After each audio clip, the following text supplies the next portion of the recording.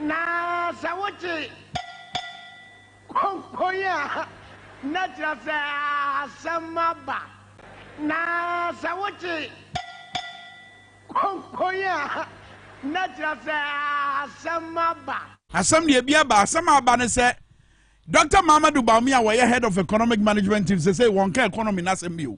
Yes. Don't tell me that digitization is also a part of the economy. No, we are speaking about specific and no man to a my Ghana sika semwa. I say, na bra no wo opposition. No tie eka wasem. Say John Mahama mo ya, wo mo no mo ba, wo mo nyesa ade no. Ebini bosia bo bebrebe e ka to o man so. What was the last time what is about me eka wasem? Ese Ghana na nani magu ase ase say ye nam a yesresra ye pa cho say ye mfa ye kanche eka ye tu ase eseda anasa bosi a yabo amanfo a e wosi ye tua ye tu aseda e ho nhihye ni bia ye wo mamu ha no ni nsunsu aso ne say ne pension fo wo mu sika ne ye de nsa ka e say ye hunu ne ye mfa nya omu bi ofi say bo abaya hihye omu nyina say ye betua besi na ye ntua pension bond holders, any individual bond holders, so barber strike, strike it. And Dr. Mamadou Bawumia was head of economic management team. Was Abrahima a man for Sikasa, was Abrahima Sikafra Pata, was Abrahima taxi drivers, structural drivers, ebre, and then found Ubua Kosrubebrebe, was Abrahia taxi drivers, ebre fise, a man for no say. Enyina omuka em for mo dropping em for mo nante tisane na no ne ya no mutimi nya sika e de ogu ombotom e no mu se mo ano na beka asem hia e betime yi omafri wo mu haw yi mu a ti asem yo kan wo de tie we. Taxi drivers came to see me in my office, and one of their major problems that they presented to me and my team, they said, look, our business is collapsing. I said, what is the problem? They said, now we have Uber, and many people are not taking taxis as before. You know, people want to feel safer and for other reasons, so they will rather call Uber and bring us. So Uber is taking our business. So how can you help us? So we sat down with my team and said, okay, how do we help our taxi drivers compete with the Uber drivers so that they can also be like Uber? So we set the team to work.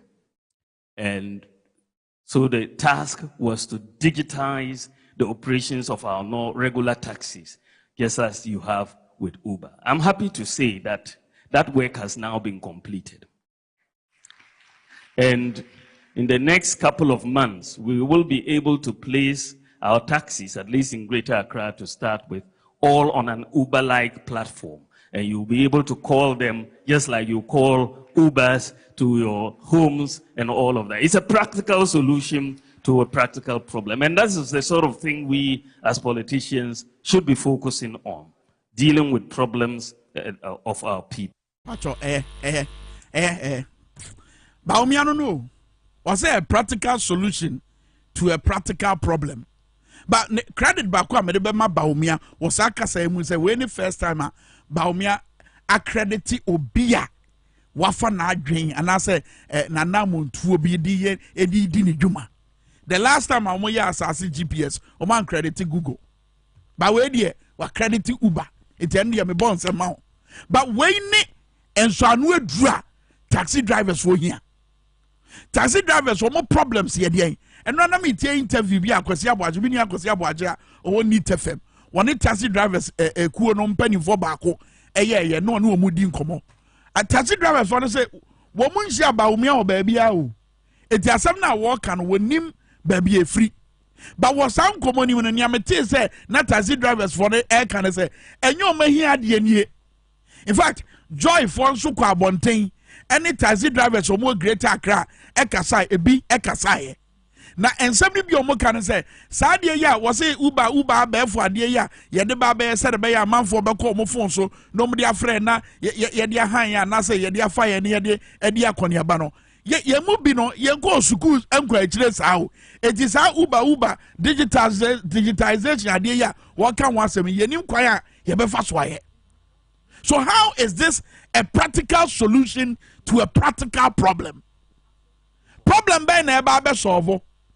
Ade amanfo aka say they say wonim de enti amanfo epie na so mo pe taxi a eya no ogina taxi ni wi a woni ni dia no wi a no bo say waja amane ko wonim de enti a sika ni nkofo botom woni sika ebere no han taxi woni sika ebere no afa dropping aka che taxi driver say fa me chiri krom sadia na nkoso bio wodi abusa taxi drivers no minim taxi drivers kra ba umia ni omu hia minim nsem dodo a wo mu ka che ba umia but it appears say na bibi wo ba umia tirim a chinchira wo pese wo soa e de hwe Ghana fo so o pese wo find a way of validate sa na digitization komo ya woni amanfo di e mfei o pese o find a way bi na wo validate na e be say e yade a e wo se nyina ye gitum eti chinchira wo pese wo de digitization asam no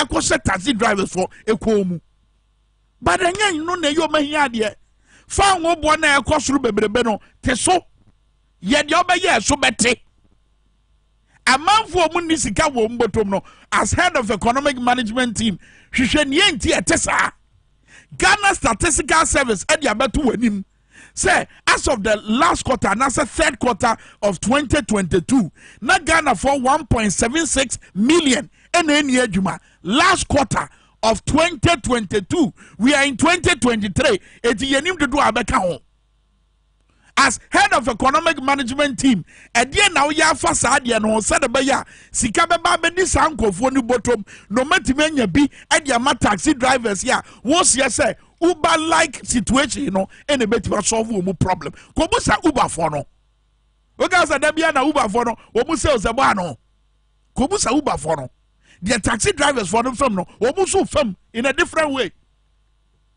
the mu fam no mu fam in a different manner. Fan we boy ya kosri and we be the Uber for it. So what are you talking about? Your focus near His Excellency John Dramani Mahama. Bebe chon yentia we the best alternative. And now me say lotto forecast a TV show. What you say? Oh, maybe no say mo fu my dreams here we so Ghanaian na obi aga say e do 8 years I was say ye pama ban bi but say ye mum yenye bibi foforo bay. Edia da wo a ye be gina so ne ye ma MPP abawe atwa na dwuma so dwuma ba kra no aye edia na MPP abawe led by His Excellency Nanado Dankwa Akufo-Addo na be de chire ne Dr. Muhammadu Bawumia economic management team ya Bawumia boboy na lanchematen ka ho bi wo mo mutai to aban fui Canada Japan wo ka ho bi da bia wo ba aban ne ntre ha wo ya meka wo ya mese besi na hwi mfiri mu mae sa ban ya Wama sabetina so mo chinchira mo boye purum se wo mo pe tumie free ensem no edien no mo wode kira ye betiba gina so aka se ye ya ma ye nti ye to am so said the mo betima break 8 there is nothing eti lotto forecast jai sansem hunu na wuti TV so a wudi wurawura mabudu ni trim na ye babunu na wutie sa asem we na fa ne setwere kronkro asem edi tu anamo a so say ye na de bebre ye yo already wo say ye mu Womu Kurayana arane or mine gun economy down. What's the guarantee so move to fix it? How many times no one say boss say economy ya say won be ye? How many times? We bet the boss on so.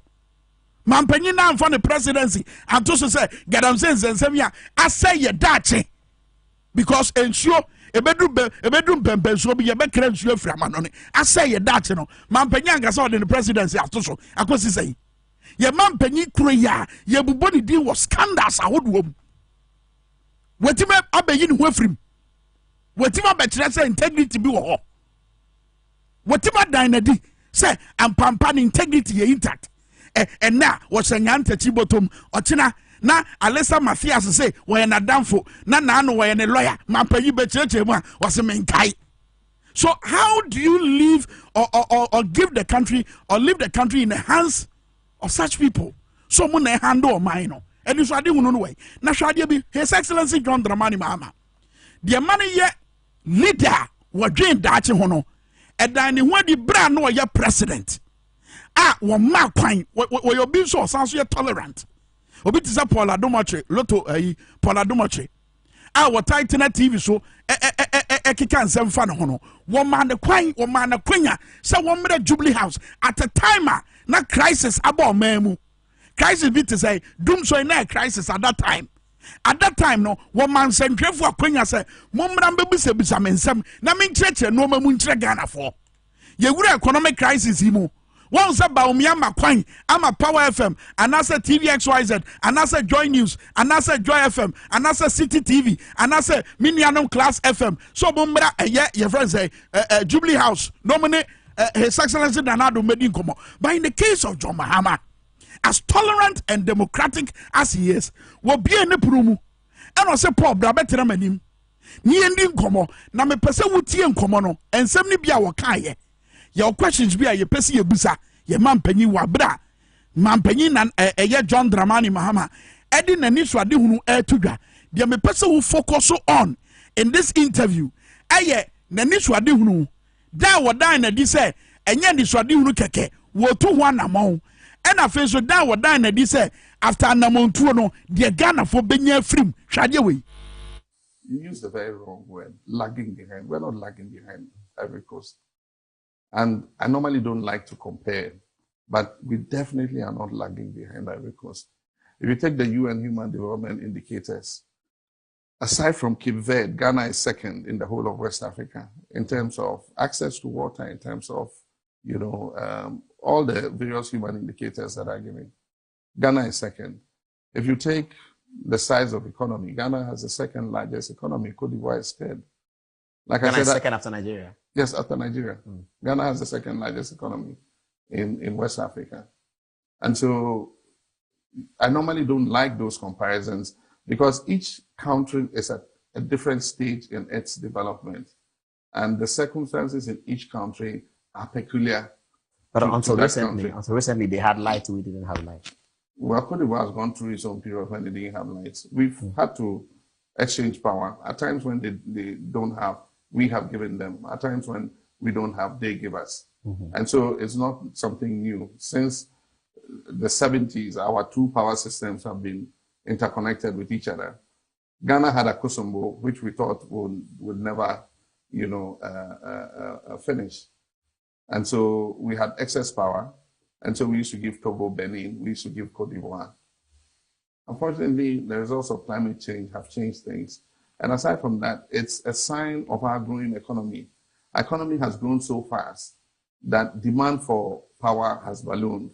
And we had not been consistent in putting in, enough generation to meet the demand. Aside from that, while demand was increasing, power from our hydro sources has been going down because of the low level of the lake, because of climate change, less rainfall and all that. So it's been a very complex situation, but I normally don't want to place blame. I took responsibility to fix it, and I believe that we do have some stability in our system now. Indeed, we're going into the era of energy security because So you haven't fixed it yet? We fixed it. We're going into the period of energy security. I mean that the period where we can suffer no such reversal. When will that period start? From 2017. January 2017. No, with the 10th field, I went and turned about for the 10th field. Sometime next year, we should see about another 70 million standard cubic feet of gas, coming into a trouble. And then end of 2017, the ENI field will start. And sometime in 2018, we should have 150 million standard cubic feet of gas. So by the end of 2017, we should be fully energy sufficient. By the end of 2017, we should be energy sufficient. By end of 2018, we should have excess power to be able to export that power. Because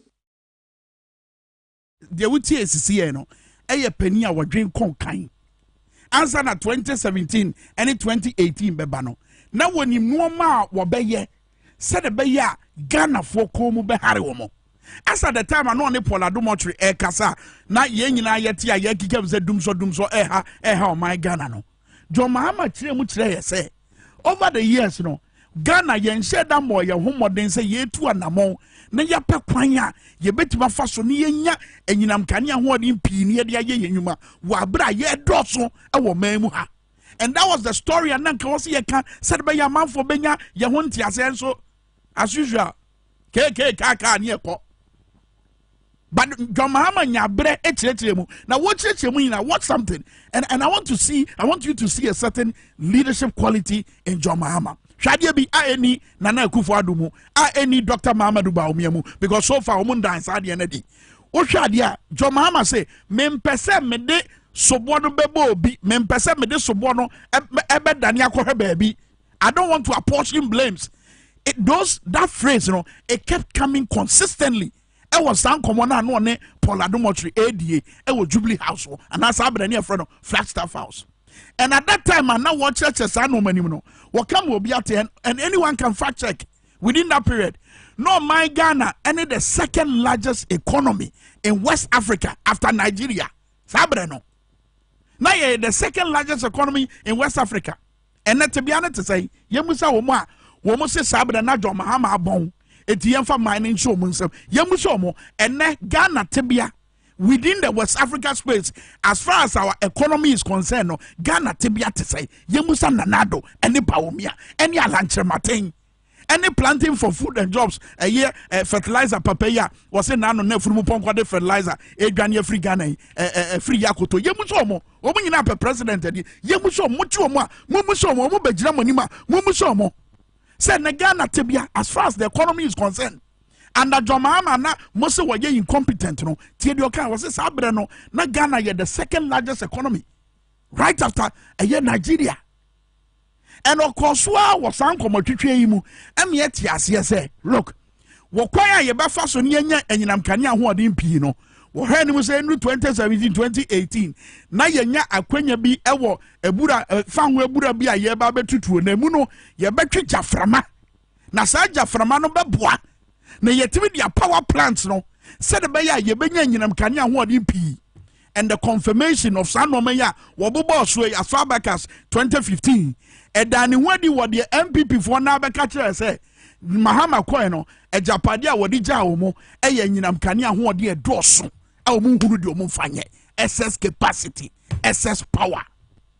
So this is a leader or foresight. Sadia never Kwame Nkrumah mu. In fact, so what kind leaders are omabo mo modern e wo wiase afana nyina wo mo de wo to fapem papa e ma wo man enyini nyia eye chairman ma o kan eye Singapore leader yi ono so asema ono so de o kan woman yina ya no mo ani swade hu no mo de to say ye ni na me pepesa me ye no mo the timeline I dey atoto ho ba ye hu sade we was abere yi mu na Akufo-Addo amamu yi ye hu no sade yi say me say anamo me pese me tu nie na bra me pese me di tu sa anamo yi nie na metu anamo na wie no ye ni eni e benya afiri ho what is akasa ni bi pen sa abere yi mu. But John Mahama dan sade na di yenko de etoso mienu. In fact John Mahama eni so ade hunu ni bi ne nanse yan mu kasa wa bra wo ba aprobako a eya na otai kan say hwe wo sa ba ban mu a sa article 71 S gracias some no besa hwebio. What can be this bold politician ben na wo Ghana ha ene betime nya sa akokoduro abegina Ghana fo anim aka say ade a wo munya so mfaso no wo ba betwam. But John Mahama ye another leadership quality me pese wo so hunu ene kwan a wo pese wo bia mamuonim said be ya obi abeba beka ho to the sense eba political party campaign financing said you see this sika ewura ebata political party bi achi emo mo de ye campaign anano ogojina University of Professional Studies Accra eno ode short code bi batu dwa na obi enkomonim eno to ne nsa civil society political party so obi amra na yenwe kwan ya say yenjai political financing ensha party financiers mo if they no na de ketasese ene proyeba leader ben na wo man mu sa abre ya wo betima nya akokoduro etu sa na mo no John Mahama ebie sa nkomo yi mu no anase wo share sa nkomo ya se what is MPP fo a wo mo se mu no mu breaki 8 no e de o ma no ato sa nkomo yi mu what is o mo so ahye sa abo yi bi alanchewate wo betima ahye sa abo yi bi ayi Canada Japan wo betima ahye sa abo yi bi ye Baumia Dr. Mamadou Baumia ne economy no wodwane afiri ho no wo beti ba hye sa boy bi but John Mahama nyakusaku koduro no ehwe Ghana fo ni bie nkomonim wa mana mbe ye NDC fo ade enko a wo frɛ eye owura prophet Dr. Emmanuel Akwetemu Lindo Fori kwafomo emomo badwumadie na se ebetru emomo sa akwanya no momo kire o madwen wo kwan a ye beti ma fa so na Ghana fo nso ato omu botom sade be ye omu benya chefa our political party financing which leader in Ghana at this time will do this? Tell me. What does that make John Dramani Mahama? Another point I'm a person making, and I'm making one so video ye so. Number 2, John Dramani Mahama bra wo kwa so kwa. Wo catch a Ghana for say, saa somehwe no. Eno na dia bedru ha. But answer no waka saa asem we na kai say wo UPSA and I say ebra no wo launch the campaign no.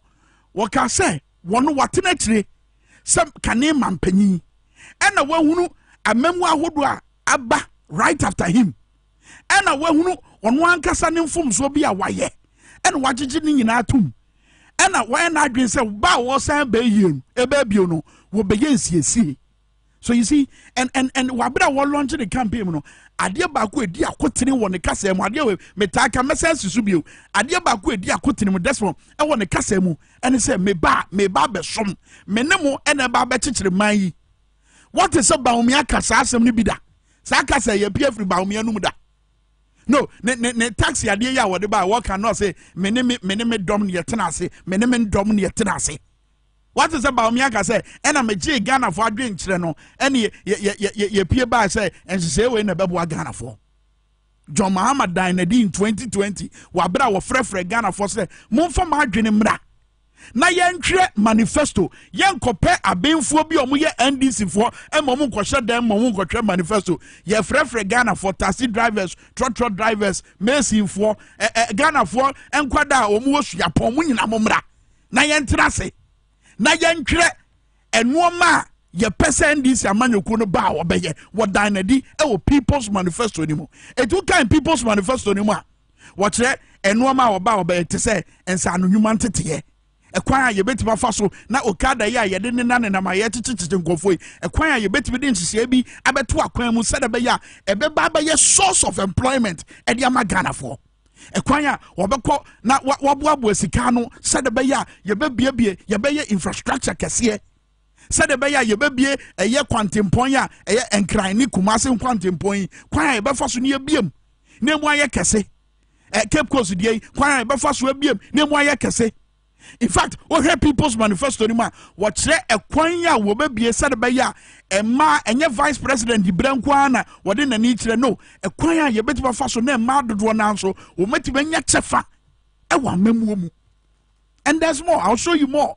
But try me no. John Mahama can say e fa hotie we futu wo ho yen sakra nipa agesen sohwe ezu enti en sohwe aye famu e wo se edisu anyansa se obi ba na oka se somehwe wo de dwane jano obi ba no ye politician no show boa kese $1 million per constituency per year, 1 village, 1 dam, 1 district, 1 factory. Yet is a come there.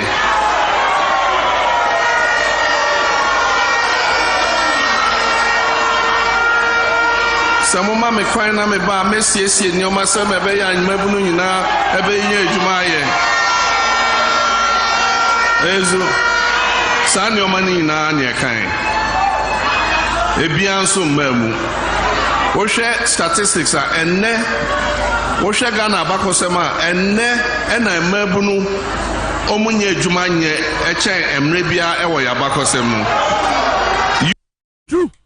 And it's a brain so no more day adebia yes your friend Napco you start and then the whole crowd and then every maba and a Ghana statistical service a statistician no what be you to know they say oh mama but dadeja what you say as of the last quarter of 2022 Ghana for 1.76 million and another near Juma and do na ya mabru do na ya ma ɛyɛ dɛn na ba ne saa John Mahama adan na di ɛwɔ akwan ɛne akwanya ahodo aso wonya wobɛtumi aboa na enwuma bebree ayɛdɛn aba ɔman mu. For instance, also the Ghana First Economic Policy, Ghana Framework for Industrialization, Revitalization for Sustainable Transformation to tackle 17 real sectors of the economy.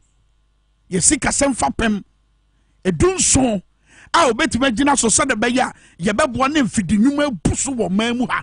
I mean, I sure say what to be paying. I mean, what you make us say, na say no be na nanado mo be kind one district one factory ko si say, but John Mahama die na di wa bra one se ho bo e bra no wa ban mu e ma wo ye Commander Sugar Factory ye. Kwame Nkrumah Commander Sugar Factory no obe revamp ye. Look, Kumasi Shoe Factory e dia no ye no. Wa bra one se ho bo. In fact, within the industry, within the pharmaceutical space, Sabra na Honorable Hannah Tete and another Trade and Industry Minister. One with the stimulus package, Omunya Sika Botany be at the best so a month wasn't more pharmaceutical industry to be in Hong Kong. One with the best so massing. Emma Omunya Sika, Sadiana. Aba we ba ya wa be gina so a wo ya wo se say ya mo ho signboard ya ntwa ho one district one factory. So what the Sika ko show be a business munti why we be mfidi nyuma. But in the case of John Mahama, Commander Sugar Factory, esi womono tia womo beto so toaso a no agyan ama nade ne mfidie wo ho are na ache to the sense that we deprive community a your friend the commander no omo youth an opportunity say womo benyansa adwuma e de free sa afidi dwuma yi ho womo deprive o man Ghana ekwan bi anke betima fa so na sikira ye wo ye mamu ha no etimnya boa na sika bi aka o mamu ha na ye nkra ensikire emfiri amanfo ma so. But that was the thinking of John Mahama. So baby a person offer wo fidi nwuma ebie ho no. It is now we catch us say we begina 17 growth posts within the economy. No wahwe na industrialization is here we dey gine ho akini because why be paying what say obetima ye. And no man as akwanya na obetima more than that. Afa what be by o kan wo ne People's Manifesto ni mo and makacho say People's Manifesto no unlike what we see and what we know in our traditional politics wo man Ghana no this time round no wo mo frefre dom sa man for mra no mo for madwene mra ne ntwe manifesto a ebeya pam da Ghana for any NDC for ntem sad be yo mo ba ban mu de Ghana for pen no mo beye.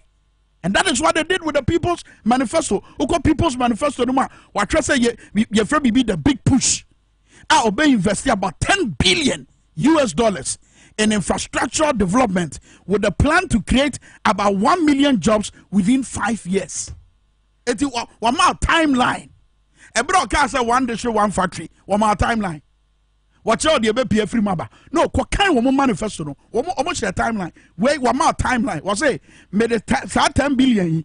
Say Bustia can me bow Ghana for Dima and Fasudi a be free maba say.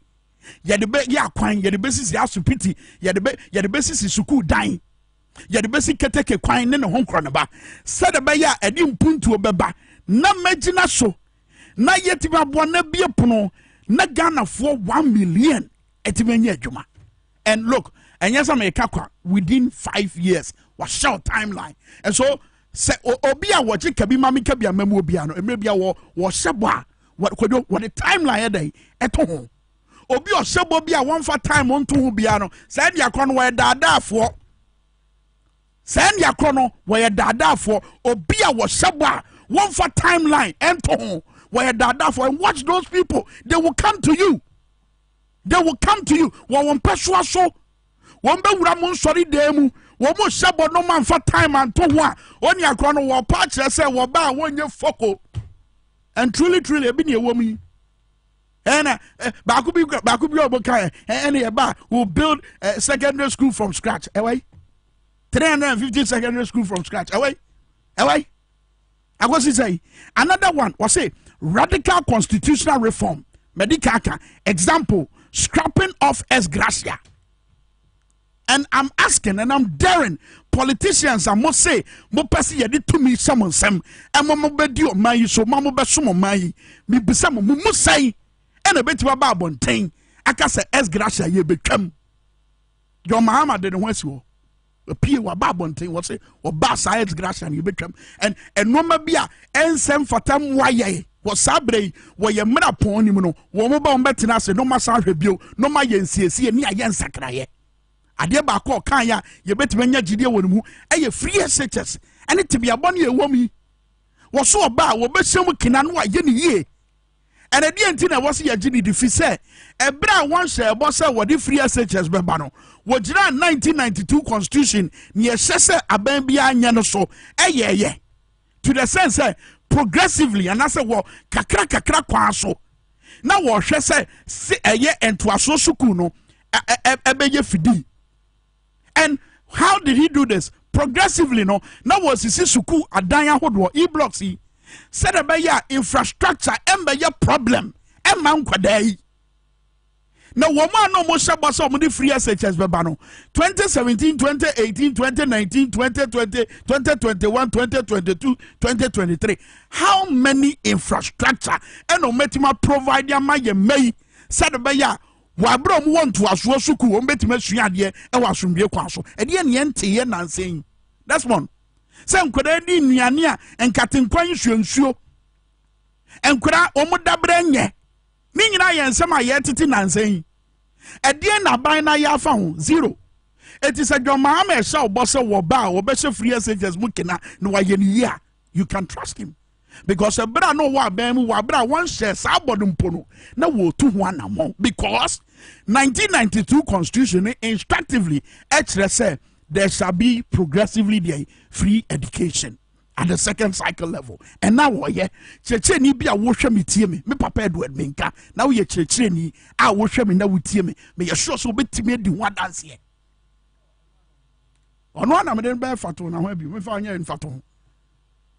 And I was say running a lean government of no more than 60 ministers. Mama lanje matin sha sabono. Hey.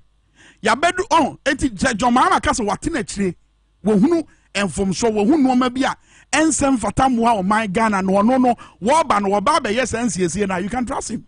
This is a former president obi a wa ba mu pen obi a wa be president pen.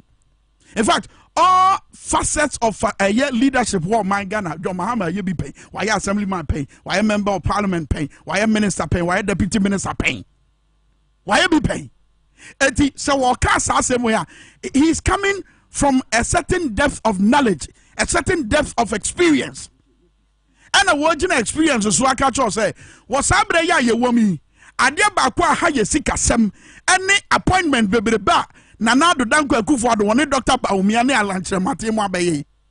Ya swan kofo bebre nanu ya appointment fum ya. So bimbe efunu so ne mortuary nsensem so. Appointment time appointment funu na young man we must and sebresa obi a twetwe no I'm sure so okwa abusuafie na ye abusuanhie mu kura on tibi nyi nanim mpie fi say yes say one na ebe hwefunu so e say wa ha manfo hunu na this young man this wonderful handsome doctor dia mo dia ya no appointment time say oh it appointment kakraka na osoro ban na ye no eno ka wo bi na ye sika sem no ni kwa mu buo eti John Mahama se wono no ba one appointed ministers bebre one wakosra 60 me you sure say sabre no kra no workers asem I'm sure say by that time by sabre aye ka say wa sha revising it note wonya ya obete so I'm sure so obete so because we feel say operating on a lean government no eno na beboa na bo man na bo so ho ban wasanso ka say e baketa asese no proya wo bedi ho dwuma emre wose ye sakra mu eno ma ye wose ye ewo ye mamre mu a ebetima ma institutions ahodo ahoden ama metima di sa adwuma obeye and ade ba ko kan ye kire say enye say wo ba be ye president he's coming to lord over us any bra wo kan say wo be ma say Ghana for tomana ewo mpempenso bi obema kwan na civil society groupings any academia ne amanfo omochi omadwen yeye no wama omo sa kwanya no sede be ya omo so di omo futuo ne no ma omo hunu efa na ban ho abetu nanim na emre bia no watima ye den ahwe na chi no hu se nia wodo no wonim se na chirachia sede be ya obetinitini na chi. And this is somebody who's prepared to serve this country with us. That is John Mahama. Yenti na semba kubi yanko na wabra yedi Tonton Sansan no ebeto yanko yentumrika. Na yanko ebra na watch or say John Mahama speaking at that time and indicated that the next NDC government will revive the dead toll. Tema Oil Refinery. And can you Juma? Koyo, can you say you found Wubwe? Ebu Yakum. Katema Oil Refinery, Juma. And can you say energy minister and then Nama Walker say and then Kofobi sabotage Tina Tema Oil Refinery in Yajuma.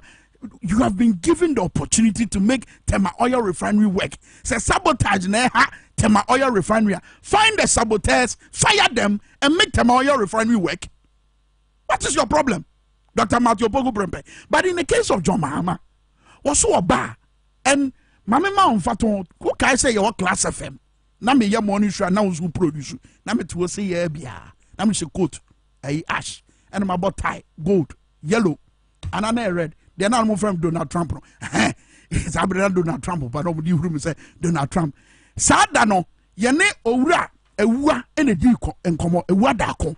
And on the front page of the Daily Graphic, Sabra, was it in 2015 or 2014? On the front page of the Daily Graphic, ni address say, he say what dako abon home modern as say Tema Oil Refinery asasa e pejanimu. And it happened under John Dramani Mahama. Eti enese eni akwan ebegyina wanim ka cho se wo ba sa Tema Oil Refinery na ewu no obemana nyane na sorry na ye adwuma ma oman Ghana ye na gina chiniti no. Some businesses have closed down. Since we left office, Tor has never processed crude oil again. I remember before we left office, we sent to Tor the first parcel of Ghanaian crude oil from our own oil field for Tor to process. That oil sat there for several years. Eventually, they discounted the oil and sold it out without processing it. I can assure you when NDC comes back, Tema and Ashaman are going to stand on their feet again.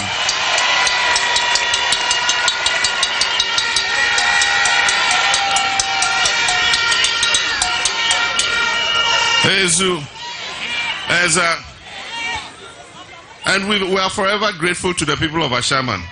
And that's why when we come into office, we make sure you get your fair share of development. One of our first priorities was your roads. I remember how the road from the Ashaman roundabout through Ashaman was, the Ashaman Highway. It was a single lane road. It was chopped on both sides. When we came into office, we said we're going to dualize it. And today you have the Ashaman Highway, which is a dual carriage running through Ashaman City. We also offered you 23 kilometers of asphalt roads. We did some of it. Where we got to after we left, the next government came, and since then they have abandoned their Ashaman town roads. Be paying Obia or boy Juma Biano or Casa was renetio. Oh, pure boy, Busa coffee the boy. One more camera. Now what he tried on the principle. One more try and that's what he's another example. More than when you Muna Bonta Munchenska. So or Casafa the Juma one. He says it with a lot of pride because when he say Niawaya no wadena kuma any adrimpa yeni ye, and such a person wakasa once renati, and no be na John Mahama dinedy. It is what catch say Tema Oil Refinery me ba may ye ya, why ye be paying when him say mahunu me ba may ma kwan ye wa ba bem why ye be paying mahunu it wakasa once renati. Bibi enhyɛ kutu pase wɔn fa sika bi nkɔ daadaa nkɔɔfoɔ na wɔn ba ase nkɔɔfoɔ nkɔ rally no John Mahama wɔnyɛ saa deɛ no rallies ahodoɔ a wuhu amanfoɔ abɔ hɔ dɔmpem ne nyina wɔduru hɔ na ne ho pampan ne ho dɔnti wɔ so obi aba.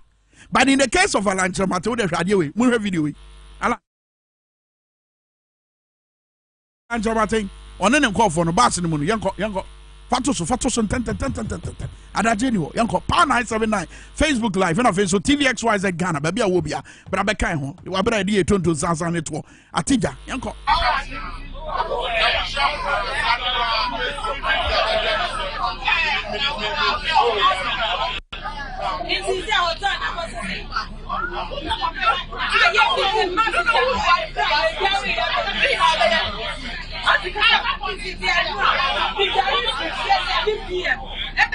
8 p.m.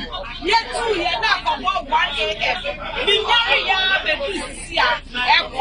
Is your company ya baby sia. Me buy ya me be me papa. Ahina me de ma me pa. Na ma tu bi stove. Ala wu do nti bi ma ni penny we. Ma nanti a me nan. Na wo di 50 cities. And e ma me ada me akola. Me so me a delegate. Okay. One year de be yamo. Masumu yamo de. Masumu yamo. And I'm not surprised that's our normal way see if you say sikeni ho. Eti wo say enkofo bodompem ye exam enkofo gubas ma na adwen nyina ye ne say ye de kakra be so mo nsem and say Alan when you be pass up opeso obeso mo mina enye won nsem na beton a kire amanfo na kire nia wo ye bra na wo aban mu eno na ade be kire eno na betwe enkofo aba John Mahama is able to comfortably do that because waye enye kasa bi keke Emfa Mahama entuas yemfa eye His Excellency Nanado ni video no we are Friday. And fair no fair ni so na fe e Tonton Sansan ya de to after Nanado video no ye could break mo radio yanko. I shall protect the public purse. As they say in pidgin. Levels don't change.